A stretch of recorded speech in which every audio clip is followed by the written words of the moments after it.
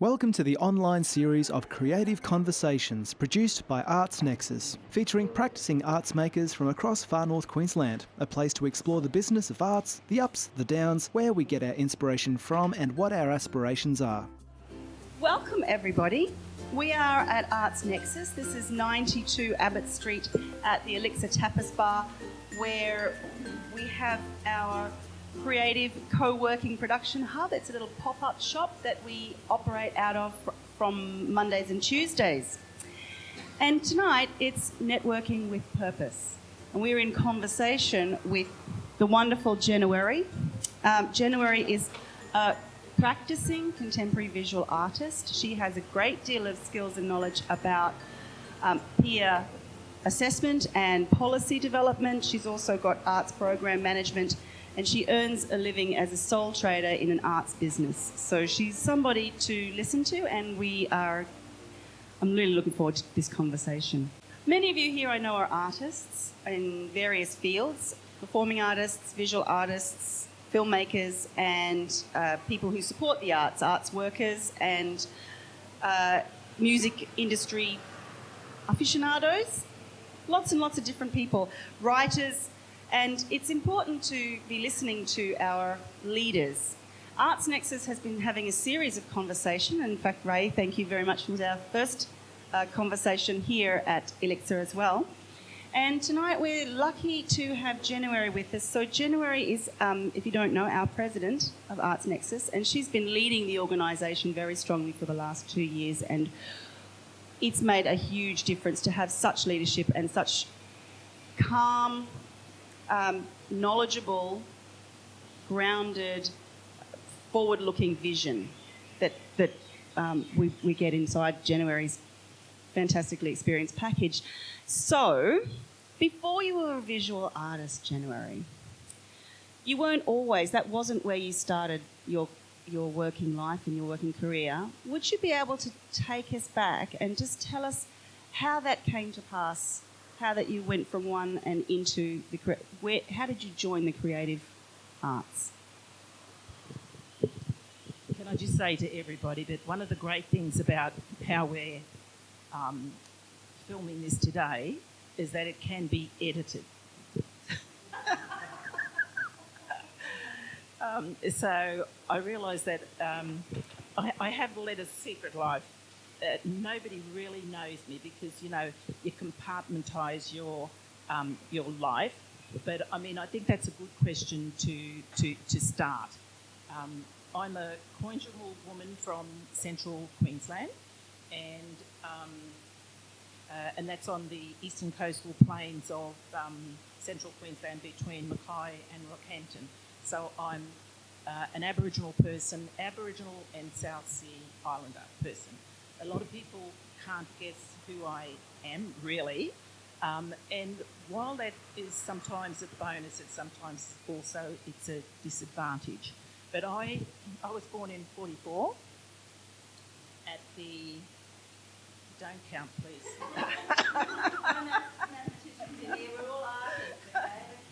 Yes. I was born in 44 at the end of the war, and the expectations of Aboriginal people at that time was you were either going to become a domestic or you're going to be a labourer. And when I was going to school in my primary years, I learnt more about Captain Cook and Basto da Gama and Governor Macquarie and Phillip and Burke and Wills than I learned about our own Aboriginal history in Australia. So I think that's when it got to 1984, I decided that I would have a sea change. Up until then, I had left school at 13, passed all the grades and everything that I was supposed to pass, and then I went to work. So my industry experience is a qualified chef. I'm a C-class butcher. I've worked at a roadhouse, pumping petrol. I've looked after people's children. I worked in a laundromat. I looked after 26 nuns. So by the time I got to 40, I thought, righto, I'm going to have a sea change. About that time, while I was having a sea change, there was there was political change in the nation, and that and what came out of that was social change. So what we found is that Aboriginal people were now being welcomed into education and training.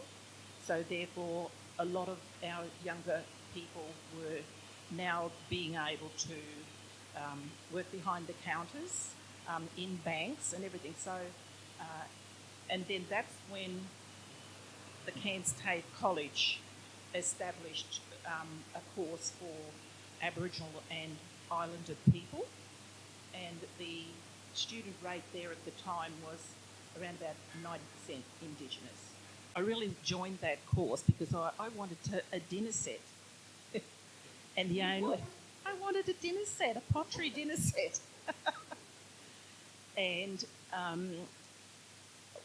as I was growing up with my mum, in those days, if you wanted anything, you had to make it yourself. It was just something that I lived with all throughout my life. If I wanted when we were children, if you wanted a jumper, you had to learn to knit to make it. Crocheting or whatever. So when I wanted a sea change, my main focus was on becoming a potter. But you couldn't... actually, thank Hoopy was the pottery teacher there. But most of the time she was in Weipa, so she couldn't be there. So they had batik, that was dyed fabric material. And so those earlier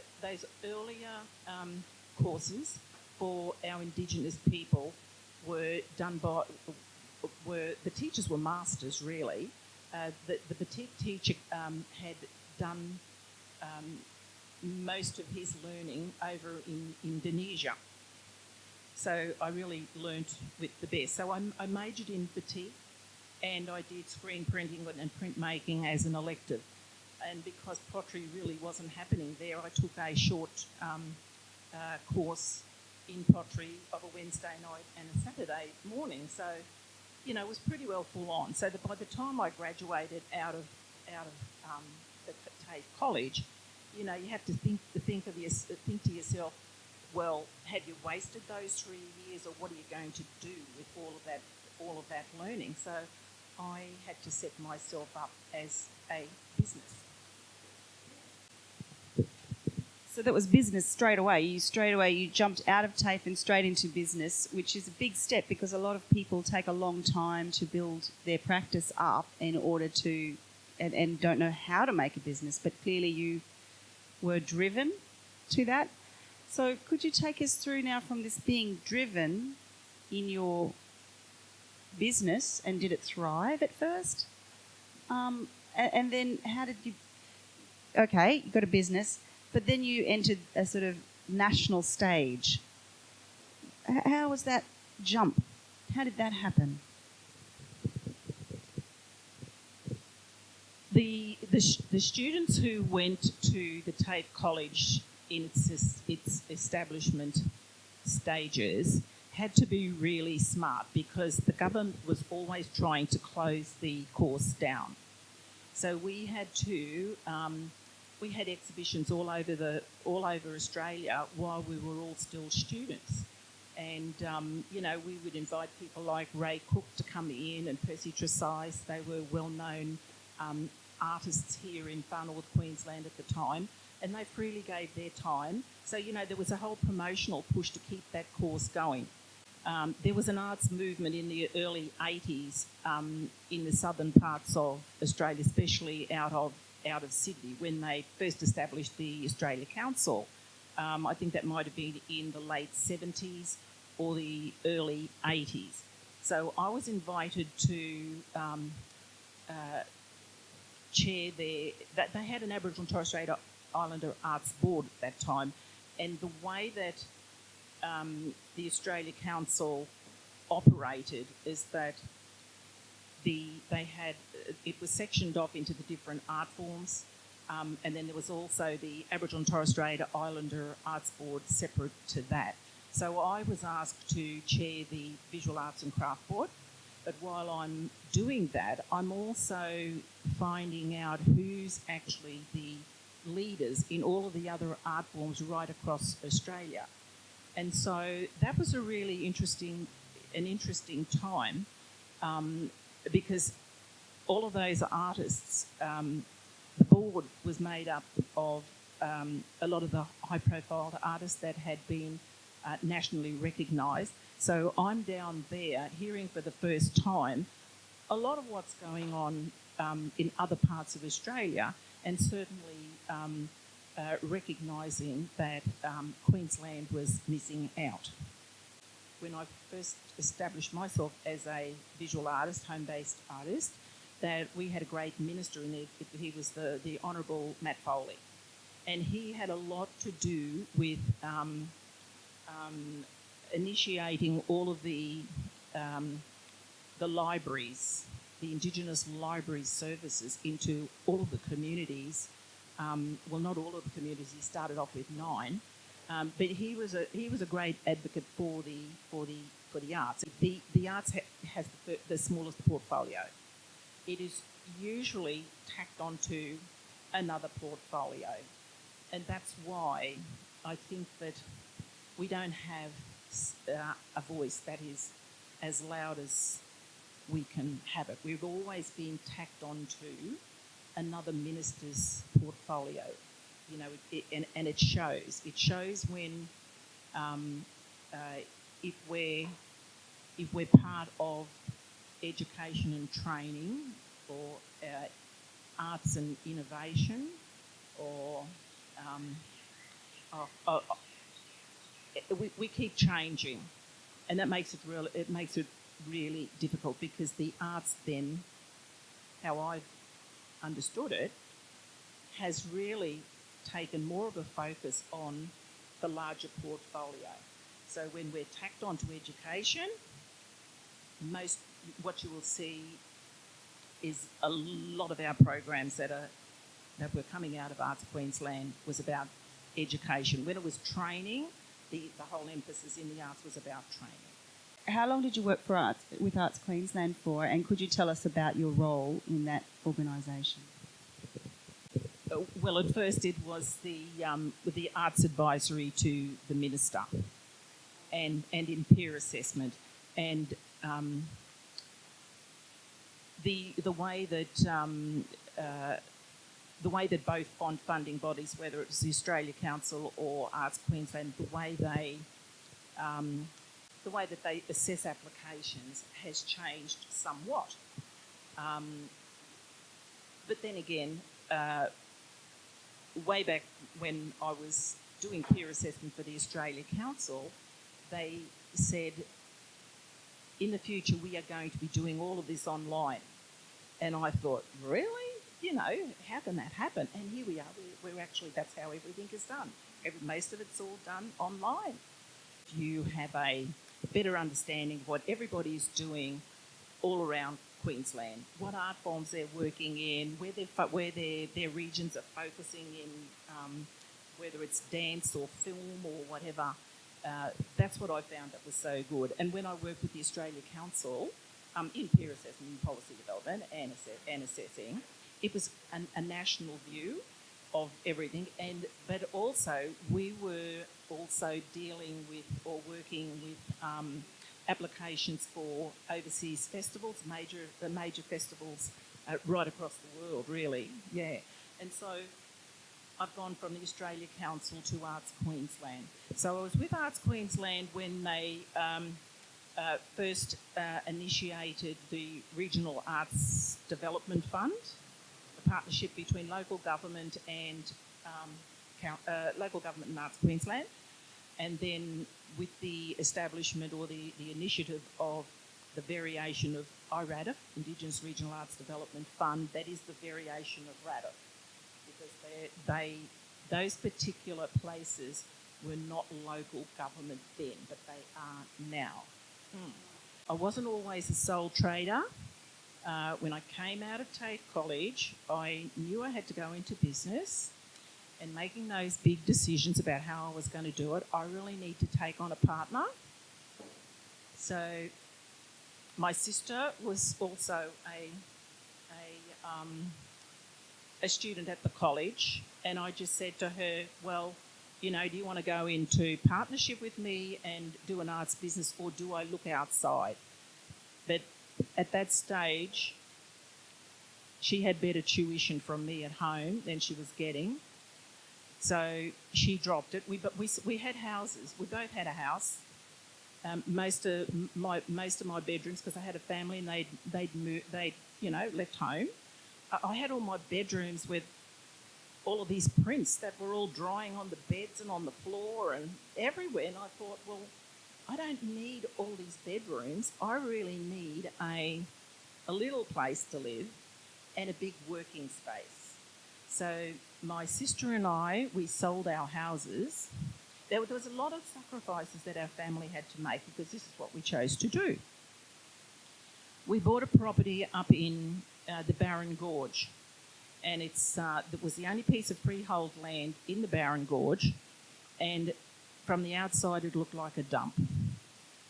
It was the old construction site where all of the construction workers lived when they built the Barron Gorge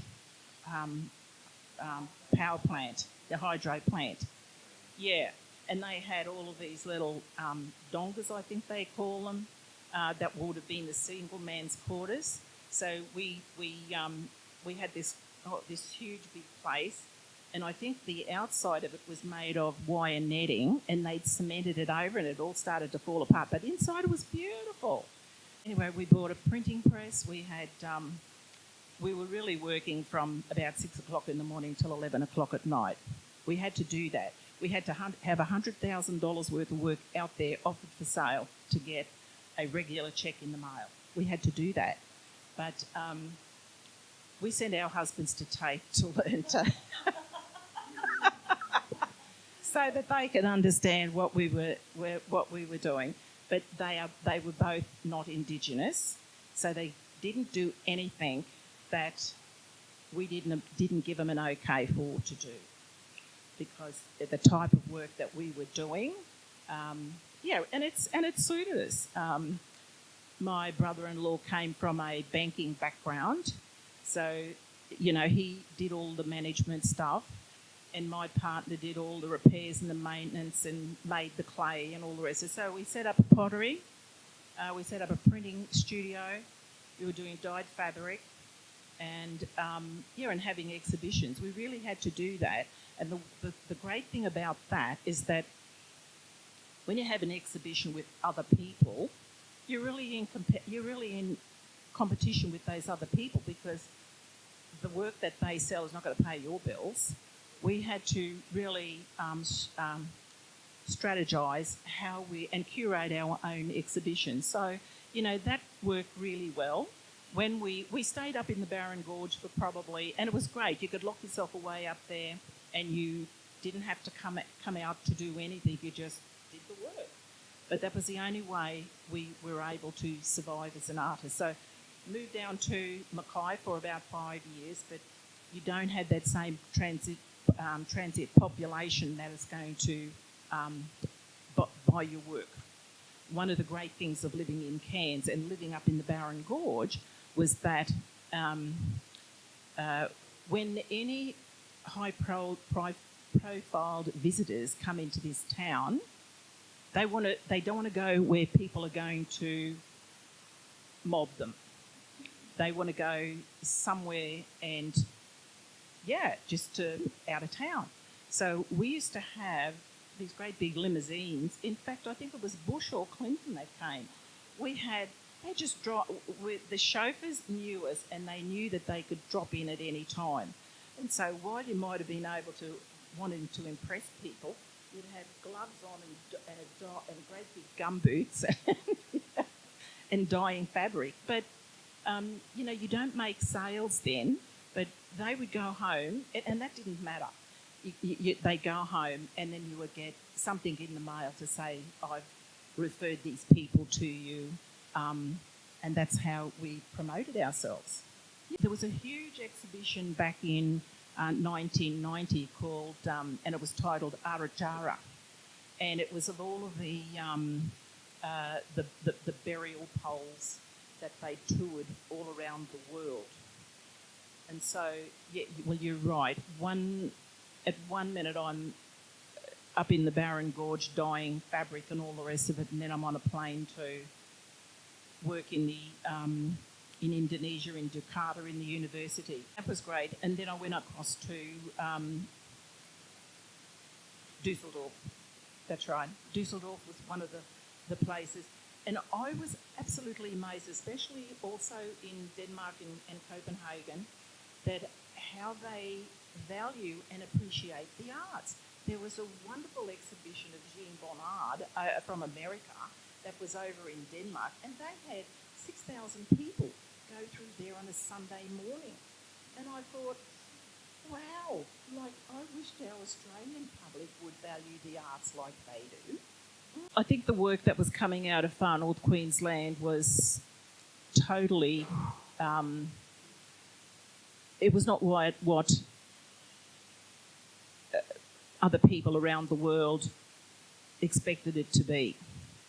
The work out of the Central Australia and the top end is totally different to the work that's here in Far North Queensland, and it's about their perceived ideas of what Aboriginal art should look like. So it was a very. I found that I was giving people an education in the history of Australia and how it was populated. Especially when I went to India, because they were part of the Commonwealth at one stage and then they broke away. And, you know, they were very interested in Australia as we know it now and how we live it opposite to how they are there. So I still had to, when I gave workshops overseas, I had to find out who I was giving those workshops to. I think it was in New Caledonia that they were very interested in reforestation and all the rest of it, because the big nickel mine that was over there. So, you know, because my country is central Queensland, and with the working on country, my daughters work on country. One of them is a senior ranger with the Lake Eyre Basin. So their knowledge of working on country, that sort of came into play when I gave workshops over there. So, you know, you just have to step into whatever it is you think that they might need from you. So, at the moment, you do have some work being shown, projected.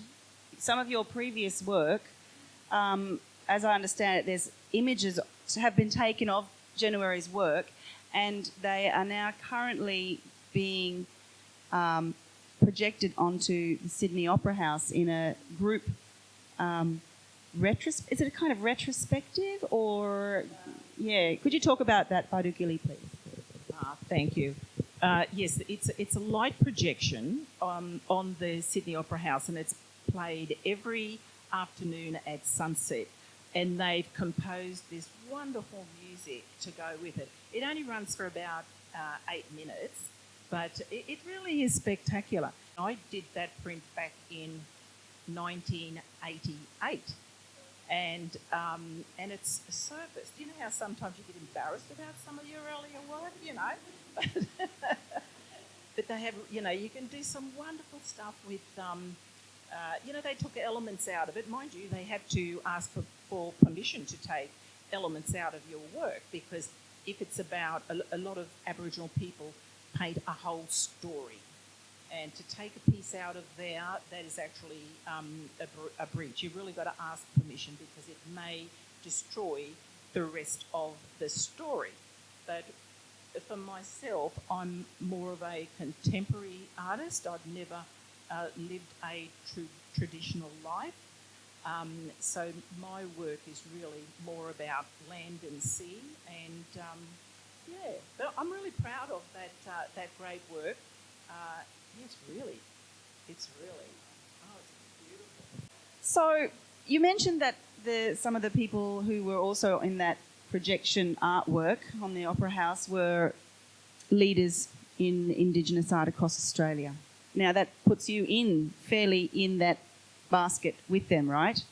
So in leadership, now we're talking, so you've got all of this mindset of the strength of production and doing, getting things done and getting work out there and making your ends meet.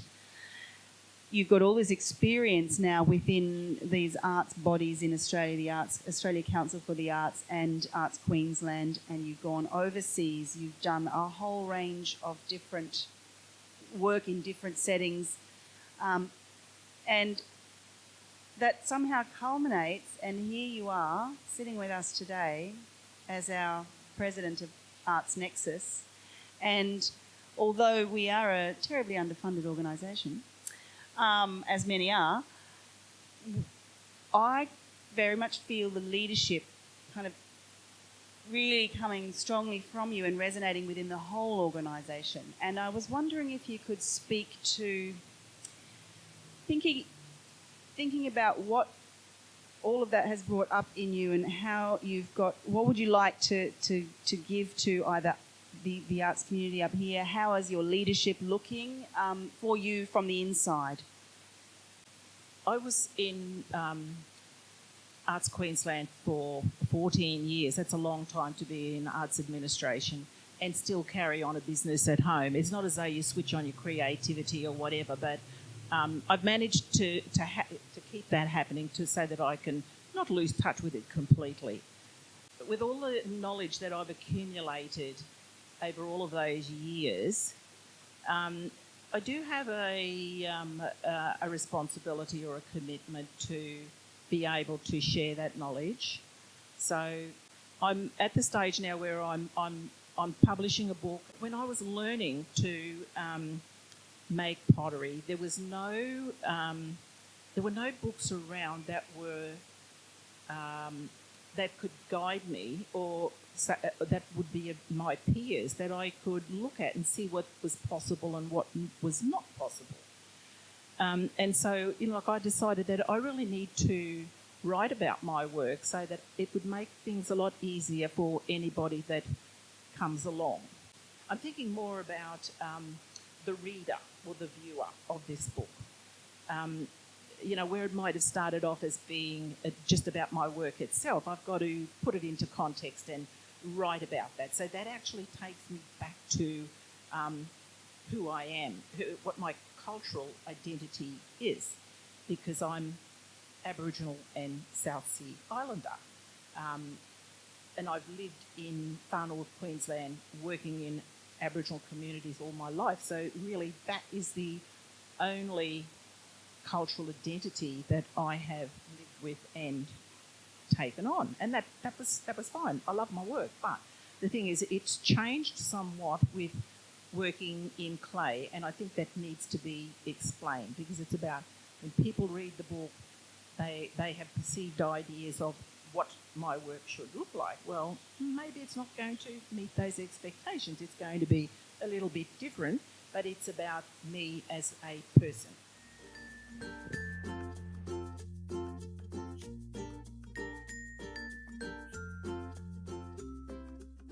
You know what, I really think that the wider public, when I talk about the general public, it's about everybody that's living in Far North Queensland or in Australia, that they need to value the arts as a very integral and important part of their life. People just don't put enough value on the arts.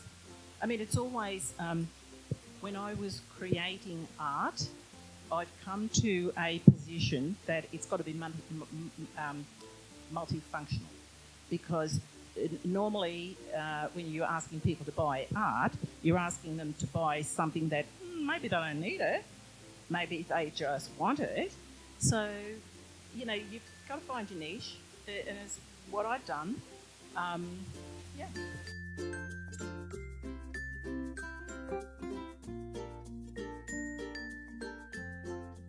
Like, I would only be able to give you my personal opinion, because I can't speak on behalf of Arts Nexus, because they may have other opinions. Arts Queensland doesn't have a Director General, that they have a DDG, Deputy Director. And one would think that being part of the Premier's department, that it would be an advantage for the arts. But it hasn't worked out that way. There are a lot of other industries that take precedent when she visits. We haven't been able to get a really good hearing, although Arts Nexus has been, we've had to work really hard to get funding restored to Arts Nexus, and they do see the value in the work that we do in far north Queensland, and we've got that support from our Queensland counterparts that are very similar in the way they work as Arts Nexus works. So that we sit aside places like, or organisations like Jute and Kick Arts, and even with Yumi Arts, and there are a couple of Indigenous organisations here that are specific to Indigenous people. So, Arts Nexus is very unique and very special, and I think that we're gaining a lot more we're really regaining the national acknowledgement that Arts Nexus deserves. Yeah, I think so. All right, what here from now? So you've got this book, and you're still practicing your art. You're still getting your hands dirty and making ceramic work, and retirement anytime soon? Well, I am supposed to be retired. I retired 5 years ago, but I think when you're an artist, you don't ever retire. It's such an enjoyment, and it's getting out and meeting people and seeing what they're doing, and I think that like the networking, that it's great. So look, thank you everybody for coming along. I really appreciate it. I feel quite honoured, really. Thank you.